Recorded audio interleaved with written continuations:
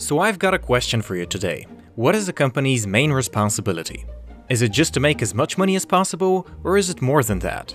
In recent years, a lot of brands try to appear as if they care about causes like saving the environment or offering fair wages, but is that all just a PR exercise? Today, we'll try to answer that question by looking at how Dutch margarine and British soap spread their way across the world, bringing an incredible range of products, a bucket load of ice cream, and some major controversy. This is the history of Unilever. When you walk into a supermarket, especially in the US, it's estimated that over 75% of the products on sale actually come from just 10 companies. It might seem like an endless sea of brands, but if you follow the money up high enough, it often ends up with one of these very, very big fish. Unilever might not be the largest, that honor goes to Nestlé, but they are probably the most diverse. You could wake up, brush your teeth, shower, make breakfast, clean the house, make lunch, have dessert, and you know what? You could easily have used only Unilever products for the entire day. Unilever has 4 internal categories for its products. Personal care, like shampoo and toothpaste, food, like the stuff you put in your mouth, refreshment, that's ice cream and tea mainly, and finally home care, laundry detergent and soap, for example. So while it makes sense for a supermarket to sell all of these products, why are they all made by Unilever? Well, the simple answer is fat. Over the years, the chemistry of most of their products has changed dramatically, but Unilever came about thanks to the 1929 merger of a Dutch margarine producer, Margarine Unie, and a British soap maker, the Lever brothers. Back then, the key ingredient in both their products was animal fat. Margarine Unie was itself a merger of 2 different margarine makers, who'd started out in the 1870s and 1880s. Lever Brothers began in 1885 and was fueled by its main brand, Sunlight, the world's first packaged, branded laundry soap. Their merger was really just to help both with the supply of fat. To this day, Unilever is actually a joint venture between the 2 parts, rather than a legal merger. This was to avoid all the tax levies that would be due by setting up entirely in London or entirely in Rotterdam. So there is Unilever NL and Unilever plc. One floated on the stock exchange in Amsterdam and the other one on the one in London. They do give their shares equivalent value and have the same board of directors, so it technically operates like one economic entity. In the first few decades, they launched or acquired some of their most enduring brands, which are now each worth over $1 billion. By the 1970s, for example, they controlled over 30% of Western Europe's ice cream market. They've gone on to sell almost a quarter of all the ice cream in the world today. They mostly use the Heartbrand logo and keep the original name of the product they've taken over, like Frisco in Denmark or Tio Rico in Venezuela. Naturally, their strategy is to focus on impulse purchases, like those freezer stands in the park or by the counter in convenience stores. But they hit problems with monopoly law, and in the year 2000, the UK government decided that Unilever were legally blocking competition by renting freezer cabinets to retailers on the condition that they would only stock Unilever products.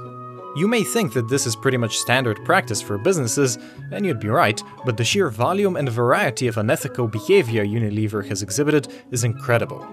First up, there's price-fixing cases. In January 2002, Unilever, Procter & Gamble and the German company Henkel agreed to fix prices on detergents for 3 years. Unilever and P&G were fined over €300 million, while Henkel got off for ratting them out. Did Unilever learn their lesson though? Not really, no.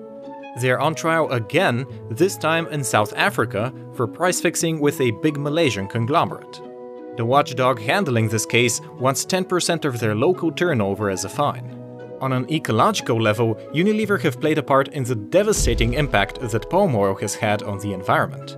Indonesia is losing 2% of its rainforest every year, with palm oil production being the biggest cause for that, which coincidentally involves many of Unilever's suppliers.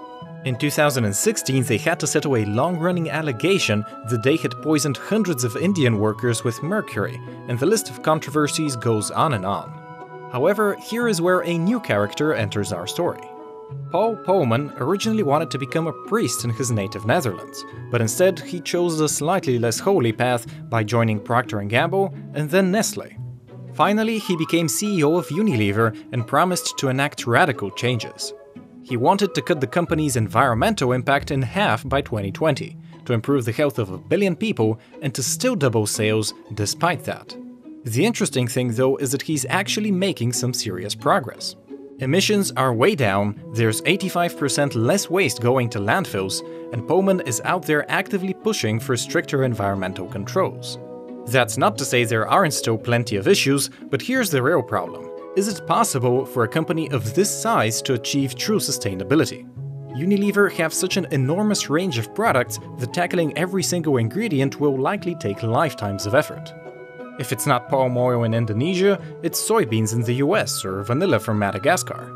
We have become very cynical about big business, and for good reason, so it's hard to have complete faith that Unilever actually wants to help, rather than just trying to improve its image. But maybe Pullman is simply doing the most he can, accepting that some improvement is better than none. Today, Unilever is growing, but it's less than expected, and this led to a takeover attempt by Kraft Heinz for $143 billion in February 2017.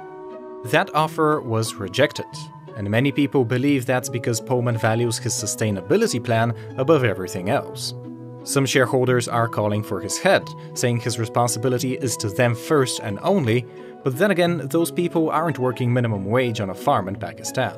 Of course, the bottom line is that consumers always vote with their wallets, showing their ethics through their purchases. Hopefully, Unilever will take the right steps in the future so that people actually feel proud of what they buy. Now, there's actually a surprising amount of science and math that go into the creation of Unilever's products. Learning all of that on your own might be difficult, but with Brilliance.org you can dive deep into the world of physics, math and technology in the easiest way possible. By solving fun puzzles, you will build up your technical knowledge and problem-solving skills in no time. Visit brilliance.org/businesscasual and you'll be able to sign up for a free account and to get 20% off your premium subscription. Lastly, I'd like to say thank you to my patrons for supporting me, and to you for watching. Don't forget to follow me on Facebook, Twitter and Reddit, and as always, stay smart.